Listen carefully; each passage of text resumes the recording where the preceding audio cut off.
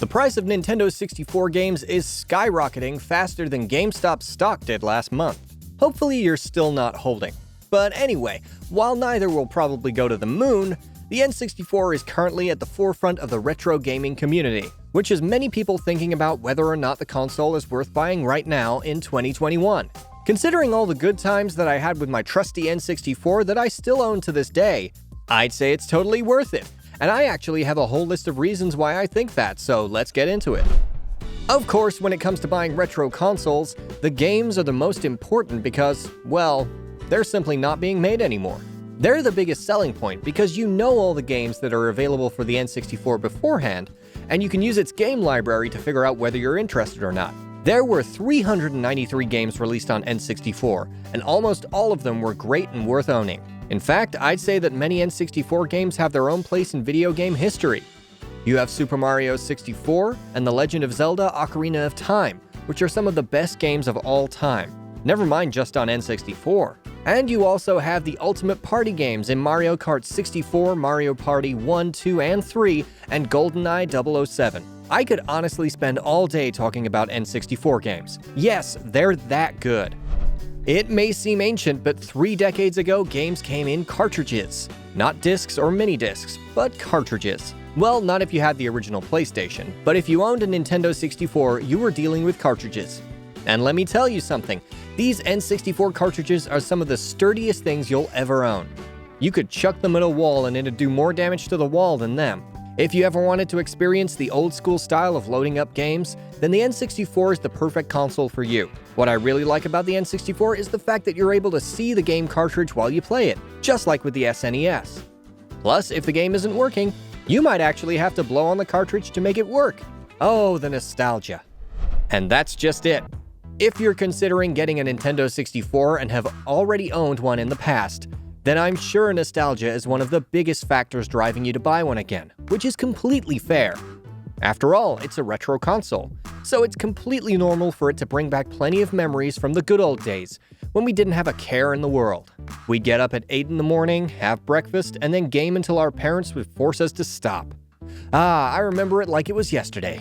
Now we have mortgages to pay and jobs to work. It's typical boring adult stuff. The N64 could give you a little escape from reality that you might desperately need, and I'm all for it. Even if you never owned an N64 before, playing on the console just takes you back to a different time.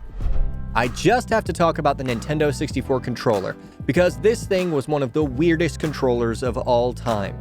Honestly, I love it, but it was far from ideal for long sessions.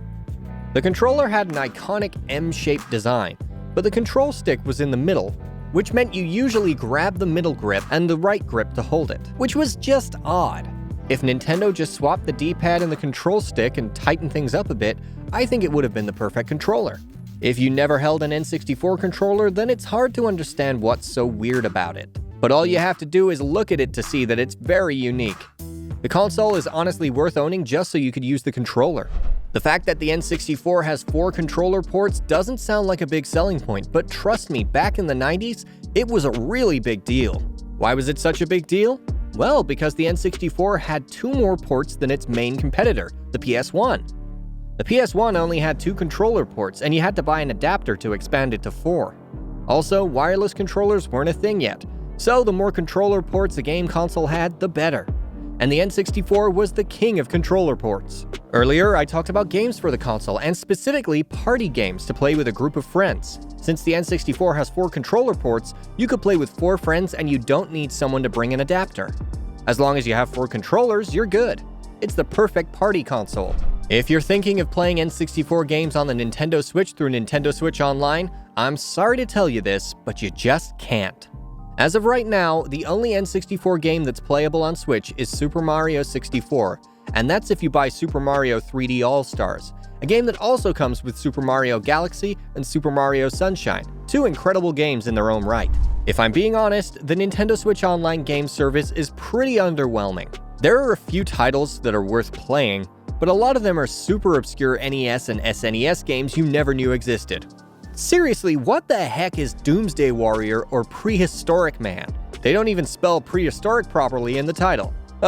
As of right now, other than Super Mario 64, the only way to play N64 games is through the original console or emulation. And it's definitely better to play the games on the original console than emulate them.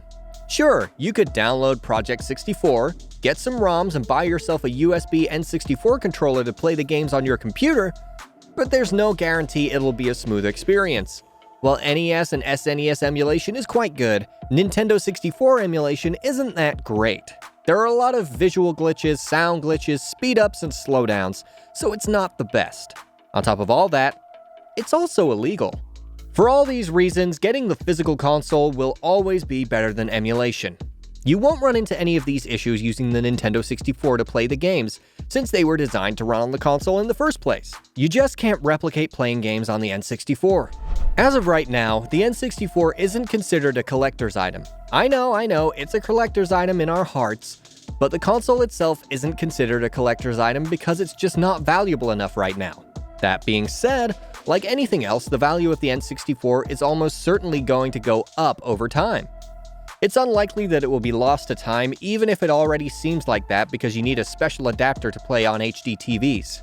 If you have a special edition N64 like the blue and yellow Pikachu edition that's both hideous and beautiful at the same time, then you do have a collector's item on your hands. That N64 could sell for a good amount of money today, and most likely will only gain value in a few years' time. If one of your main concerns about getting an N64 console is the price you'll have to pay, there's no need to worry because it's actually quite cheap. You can get a normal gray N64 for anywhere between $50 to $100, depending on the condition it's in. If you're paying anything more than that for an N64, then you're getting ripped off. As for the Pikachu Special Edition N64, it's going for anywhere between $250 to $500, which is a good chunk of change and might be worth the investment if you plan on selling your N64 down the line. The main issue with the N64 is the price of its games. Conker's Bad Fur Day actually sells for more than the console itself, so putting together a solid library of games could get a bit pricey. But the console itself isn't very expensive. In conclusion, if you're looking for a retro console that isn't too expensive and will give you hundreds of hours of fun, whether you've already owned the console or not, the choice is simple. It's the Nintendo 64. In my opinion, it's the perfect retro console that is just chock full of nostalgia. You could play it on your own and travel to the land of Hyrule in The Legend of Zelda Ocarina, or you could get a group together and end friendships for good with a nice game of Mario Kart 64. The opportunities, as they say, are endless with the N64. For the price it's currently going for, you definitely can't go wrong with an N64. Just try to find someone selling it in a bundle with around 10 to 20 classic games and it'll be worth your while. If anyone wants my gray Nintendo 64, I'm not selling. I hope it stays in my family for generations until it's worth millions.